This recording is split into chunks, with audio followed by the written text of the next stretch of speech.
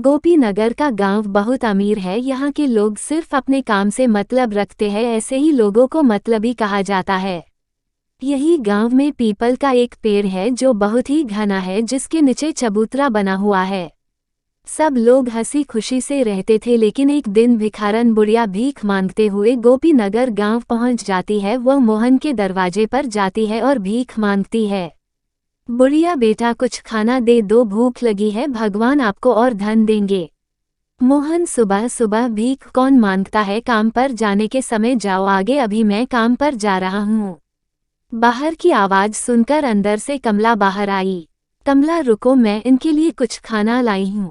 बुढ़िया, भगवान तुम्हारा भला करे। बुढ़िया खाना लेकर चली जाती है। मोहन, क्या जरूरत थी खाना देने की, पैसे की बर्बादी करती हो, लोग सब हमसे अमीर हो रहे हैं और तुम पैसे उड़ा रही हो। कमला, तुम बिना मतलब के बात मत करो, खाना खराब हो चुका था इसलिए दे दिया। खाना लेकर भिखारन बुढ़िया पीपल के पेड़ के नीचे चली जाती है। खाने को खोलती है तो उसमें से बदबू आती है। गौर से देखा तो उसमें कीड़े पड़ चुके थे। गरीब बुढ़िया ने खाना फेंक दिया और दूसरे घर में भीख मांगने चली गई और वह शिला नाम के औरत से बोली, बुढ़िया भगवान भला करेंगे तुम्हारा, मुझे कुछ खाना दो और हाँ, गंदा खाना मत देना, मैं पहले से ही बीमार हूँ और बीमार हो जाऊंगी। शिला, हाँ हाँ भीख मांगती हो और ऊपर से फरमाइश जाओ, नहीं है मेरे पास देने के लिए कुछ। गरीब बुढ़िया वहां से दूसरे घर में खाना मांगने चली गई। एक आदमी ने थोड़ा सा खाना दिया। बुढ़िया, बेटा थोड़ा सा खाना और दे दो, इसमें तो पेट भी नहीं भरेगा। लड़का, देखो हम इससे ज्यादा नहीं दे सकते, महंगाई का जमाना है, पेट्रोल कितना महंगा हो गया है पता है। गरीब बुढ़िया को गांव के लोगों को इतनी कम भीख मिली कि उससे उसका पेट नहीं भरता। कुछ दिन में वह और ज्यादा कमजोर हो गई। बहुत अधिक गर्मी होने के कारण एक दिन बुढ़िया को बहुत जोरों से प्यास लगती है। आसपास पानी ना मिलने के कारण वो लोगों के घर जाकर पानी मांगने लगती है, लेकिन वहाँ के लोग इतने मतलबी है कि गरीब बुढ़िया को पानी भी नहीं दे रहे हैं। बुढ़िया, पानी दे दो, कोई मुझे पानी दे दो। उसे कोई भी पानी नहीं देता है। उसे देखते ही वहाँ के लोग उसे भगा देते थे। लोगों के घर जाकर वह बहुत थक चुकी थी, लेकिन उसे एक बूंद पानी पीने के लिए नसीब नहीं हुआ। चलते चलते वह उस पीपल के पेड़ के नीचे जाकर बैठ जाती है। कुछ देर बाद बीमारी और पानी न मिलने के कारण बुढ़िया की वहीं पर मृत्यु हो जाती है। बुढ़िया के मृत्यु हो जाने के बाद वहाँ अजीब अजीब सी घटनाएं होने लगती है। जब रात को सब लोग सो रहे होते हैं तो आधी रात को एक औरत के रोने की आवाज सुनाई देती है। ये आवाज इतनी तेज होती है कि पूरे गांव को सुनाई देती है। रोने की आवाज के साथ साथ चीखने चिल्लाने की आवाज भी आने लगती है, जिससे लोग और भी ज्यादा डरने लगते हैं।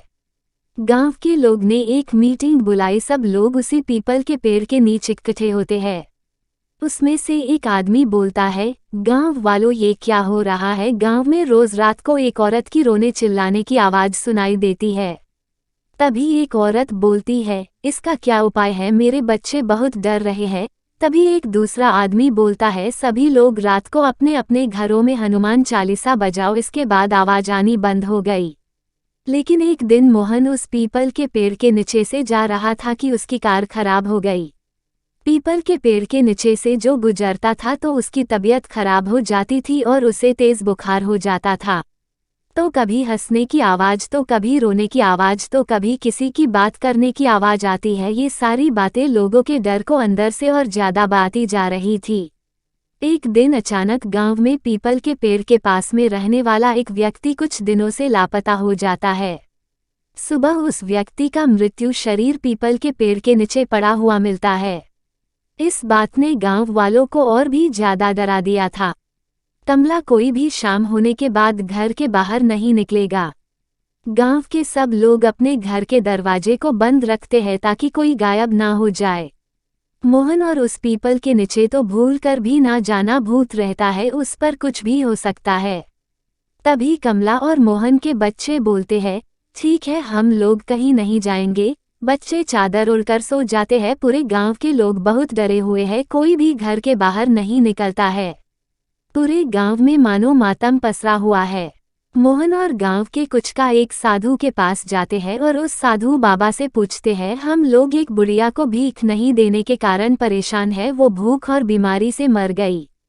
बाबा, ये सब जो भी हो रहा है उसमें तुम सब गांव वालों की ही गलती है। तुमने एक बीमार और गरीब बुढ़िया को अपने लालच और निर्दयता के चलते मार डाला। तुम लोग उसे 2-4 रोटी भी नहीं दे सके, जिसके कारण उस गरीब बुढ़िया की जान चली गई और वो अब अपना बदला ले रही है। गांव वाले डर जाते हैं और साधु बाबा से पूछते हैं, क्या इसका कोई इलाज नहीं है बाबा जी? बाबा, हवन पूजा का इंतजाम करना होगा, तब शायद कुछ हो सकता है। तब सभी गांव वाले बोलते हैं कि ठीक है, हम सब तैयार है। हवन पूजन शुरू हुआ। साधु के मंत्र उपचार से चुड़ैल प्रकट हुई। चुड़ैल, ये साधु तुम क्यों इस मामले में पड़ रहे हो? तुम अपने रास्ते चले जाओ वरना तुम्हें भी मौत मिलेगी। बाबा, देखो इंसान से गलती हो जाती है, तुम बताओ तुम्हें क्या चाहिए? तुम्हारे नाम का मंदिर बनवा देते हैं, लोगों को परेशान करना छोड़ दो।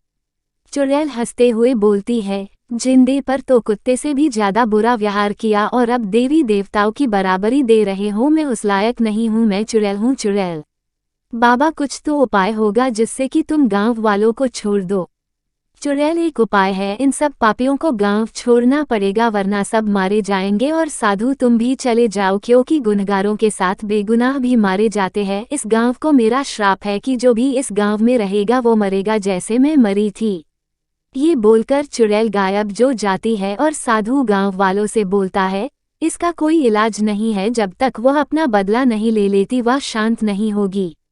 धीरे धीरे लोग बीमार होने लगे और बीमारी बढ़ती जा रही थी, जिसके कारण गोपीनगर वालों को उस गांव को मजबूरी में छोड़कर दूसरी जगह जाना पड़ा।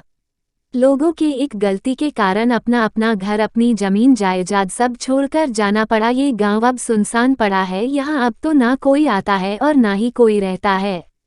इसलिए हमें कभी भी घमंड और निर्दयता से हमें किसी का अनादर नहीं करना चाहिए।